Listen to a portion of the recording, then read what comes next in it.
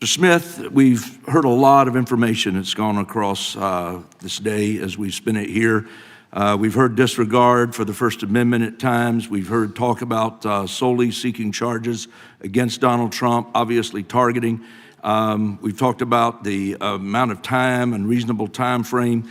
But I want to ask you for a moment, I can, about some troubling reports that a prosecutor from your office, Jay Bratt, implied to Stanley Woodward that the administration would look more favorably on a judgeship application if he managed to get his client, Walt Nauta, to cooperate against President Trump and to flip on him. And we know this because Stanley Woodward himself came forth with this information. And I guess my question for you, is this appropriate behavior for a special counsel's office to leverage attorneys' future career prospects? Sir, I believe I can answer this question, even though it's regarding the Florida case, because we did filings on it, and I'm not referring to anything in the final report. And my answer to you, sir, is that when I was first notified about this issue, which was 9 months after it allegedly occurred, this is alleged to have occurred before I was even special counsel, what I did is I directed my deputies to look into it. We made sure the person involved self-referred it to OPR, and then we did a filing to the court. There was a motion by President Trump's attorneys. We responded and we laid out our position, and our position was that I did not believe that that allegation was credible. At best, it was a misunderstanding because the people in the room did not understand any threat to be made. Even Mr. Woodard, in his allegation, claimed it was only an inference. 9 months went by where we interacted with Mr. Woodard, in which we had no hearing of a complaint. When the complaint was raised for the first time, which was on the eve of that indictment being brought, it was raised in the guise of asking the court to delay the indictment while an investigation of it happened. So I take allegations of misconduct very seriously. I would not want any of my attorneys threatening anybody.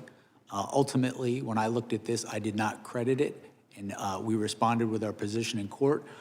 But we also, it was clear that it was referred to the Office of Professional Responsibility, which is what good prosecutors do in that situation.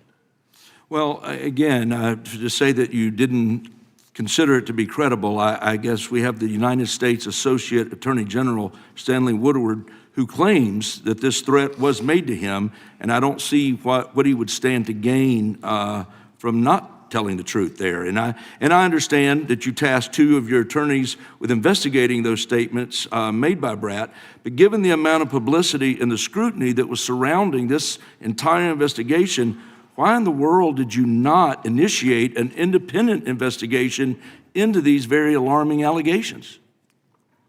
Well, 2 points there. You stated that you don't, why would he do this?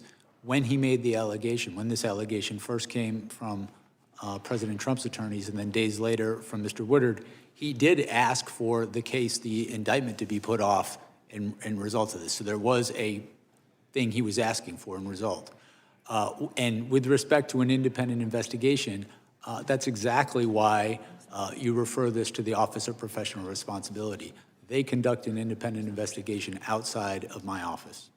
Well, let me just say, for 4 years, we watched the Biden administration politicize and weaponize the Department of Justice. From going after pro-life activists to spying on faithful Catholics, the Biden administration showed disregard for impartiality. And this blatant disregard was perhaps no clearer than in the targeting of President Trump. We've talked about it all throughout this day.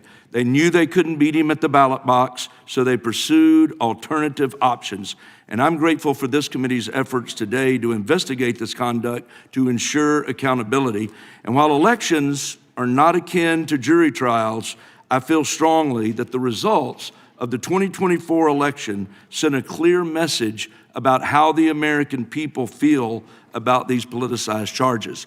And I think they absolutely made a difference in those 24 elections.